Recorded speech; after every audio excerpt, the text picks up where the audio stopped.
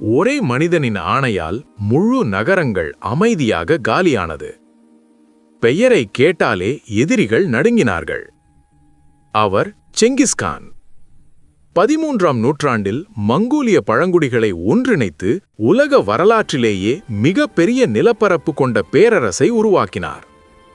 எதிர்ப்பை பொறுக்காத கடுமையான சட்டங்கள், வேகமான குதிரைப்படைகள், தந்திரமான போர் நுட்பங்கள் அவரை அஞ்சப்பட வேண்டிய அரசனாக்கியது. ஆசியா முதல் ஐரோப்பா வரை நகரங்கள் கைப்பற்றப்பட்டன, வர்த்தக பாதைகள் மாற்றப்பட்டன, வரலாறு திரும்ப எழுதப்பட்டது.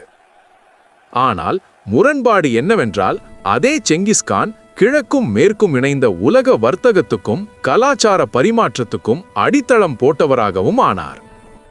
அஞ்சத்தக்க சக்தி சில நேரங்களில் உலகை மாற்றும் சக்தியாக மாறுகிறது. Don't forget to subscribe செய்ய மறக்காதீர்கள்.